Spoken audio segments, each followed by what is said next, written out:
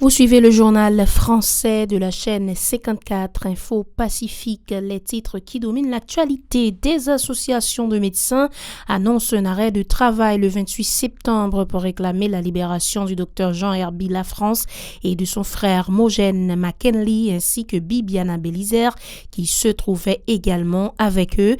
Des citoyens ont dressé le 27 septembre des barricades de pneus enflammés à l'avenue John Brown pour exiger sa libération. Le Premier ministre Ariel Henry s'est exprimé samedi par visioconférence à la 76e Assemblée des Nations Unies. Autre titre à développer dans ce journal, le syndicat de la police nationale SPNH 17 continue d'appeler le haut commandement à doter les agents de moyens adéquats en vue de pouvoir remplir leur mission. Le dossier d'Abelson Gros-Nègre sera entendu par la justice le 28 septembre selon l'un de ses avocats, Maître Arnel Rémy. Des membres de la Bazoche se disent alarmés par la remontée vertigineuse de l'insécurité, notamment les cas de kidnapping avec l'implication de véhicules portant des plaques d'immatriculation de services de l'État. Et autre titre, l'ex-député Gary Bodo a inauguré le 26 septembre le parc Sainte-Claire de Delma, un projet qui date de la présidence de Jovenel Moïse. Restez avec nous après la pause, on vous revient pour le développement. Bonjour, bonsoir, bienvenue au développement de ce journal. Des associations de médecins envisagent d'observer un arrêt de travail à partir du 28 septembre pour exiger la libération du docteur Jean Herbie Lafrance et de son frère Mogène McKinley. Il a été enlevé le 23 septembre à Turgeau. Le réseau des médecins haïtiens diplômés à Cuba dénonce l'insécurité permanente et condamne le double enlèvement suivi de séquestration contre rançon du 23 septembre. Une cellule d'urgence sera mise en place lors de ce débrayage, ont rassuré les médecins protestataires. Il faut indiquer que Bibiana Belizer, qui se trouvait avec eux, a été également kidnappée. Des citoyens ont dressé le 27 septembre des barricades de pneus enflammés à l'avenue John Brown pour exiger sa libération. La circulation automobile et les activités économiques étaient paralysées au niveau de cette artère pendant plusieurs heures. C'est dans ce contexte difficile et préoccupant que Brian Nichols et Juan Gonzalez, les deux nouveaux émissaires américains, vont débuter leur mission cette semaine en Haïti. Ils devront rencontrer notamment les acteurs politiques et des représentants de la société civile autour de la situation haïtienne. Cette disposition de l'administration Biden intervient environ 24 heures après la démission fracassante de Daniel Foote, ce dernier qui n'a pas mâché ses mots pour établir la grande responsabilité des États-Unis dans la situation dramatique qui prévaut en Haïti. Autre dossier à ce journal, le Premier ministre Ariel Henry a intervenu le 25 septembre par visioconférence à la 76e session ordinaire des Nations Unies à New York qui s'est déroulée cette année autour du thème « Miser sur l'espoir pour renforcer la résilience afin de se relever de la COVID-19, reconstruire durablement, répondre aux besoins de la planète, respecter les droits des personnes et revitaliser l'Organisation des Nations Unies ». Il a réaffirmé sa volonté d'organiser des élections en vue de favoriser le retour à un fonctionnement normal des institutions, ajoutant que l'accord pour une gouvernance apaisée avec des dirigeants politiques, des représentants de la société civile a été établi à cet effet. Il appelle les réfractaires à adhérer à cette démarche qui oblige le gouvernement à être transparent et à rendre compte. Ariel Henry. J'ai choisi la voie la plus rapide pour aller vers des élections libres, transparentes, inclusives et non partisanes. Certains souhaitent une transition plus longue, mais avec beaucoup d'autres, je crois que ce n'est pas la bonne formule. Je ne désespère pas de convaincre ceux qui sont encore réticents à rejoindre les signataires de l'accord subventionné pour que nous allions ensemble, dans la paix et dans le dialogue permanent, vers des solutions durables aux problèmes de notre. À la crise politique s'ajoutent les conséquences des catastrophes naturelles à répétition. Haïti est classé parmi les pays les plus vulnérables aux désastres naturels. Après une série de catastrophes meurtrières et dévastatrices, dont le séisme de 2010 et l'ouragan Matthew de 2016, qui ont frappé durement le pays, un puissant tremblement de terre, 7.2, a ravagé le 14 août dernier toute la presqu'île du sud de la République d'Haïti. Selon les chiffres officiels disponibles, nous avons enregistré au moins 2207 décès et 344 personnes disparues. Plus de 12 268 blessés, Des milliers de maisons sont détruites ou endommagées, ainsi que des hôpitaux, des écoles, des églises, des ponts et des routes. Qu'il me soit permis d'inviter la communauté internationale à rester collectivement engagée aux côtés d'Haïti afin de l'aider à répondre non seulement aux besoins humanitaires immédiats, mais également pour l'accompagner dans le processus de reconstruction sur lequel mon gouvernement travaille. Nous poursuivons avec les informations. Le syndicat de la police nationale SPNH 17 continue d'appeler le haut commandement à doter les agents de moyens adéquats en vue de pouvoir remplir leur mission. Lors d'une conférence de presse le 27 septembre, le porte-parole de cette structure, Domensi Saint-Cy, a une fois de plus dénoncé les mauvaises conditions de travail des policiers qui entravent la lutte contre l'insécurité.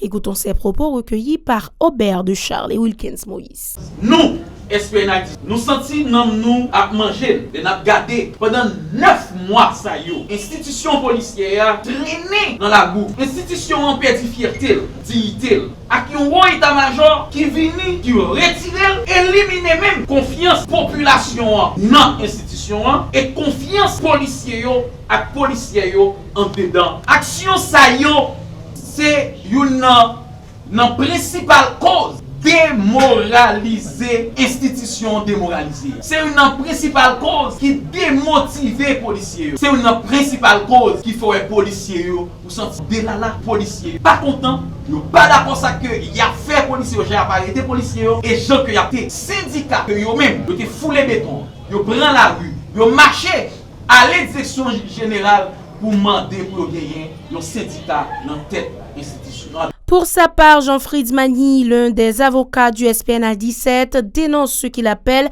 des tentatives visant à déstabiliser l'institution policière. Il condamne en outre l'arrestation jugée illégale de plusieurs policiers membres du syndicat. Ces facteurs, ajoutés à bien d'autres, expliquent l'incapacité des agents de l'ordre à s'acquitter de leurs tâches.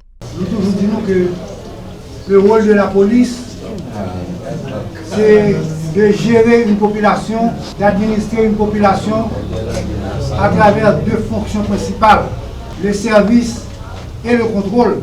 Leur force de police qui n'est pas capable de contrôle, n'aime parler de contrôle, il veut parler que nous connaissons un rubrique service, il y a les informations, ça fait partie des services, la circulation, c'est service que la police a pour le bail.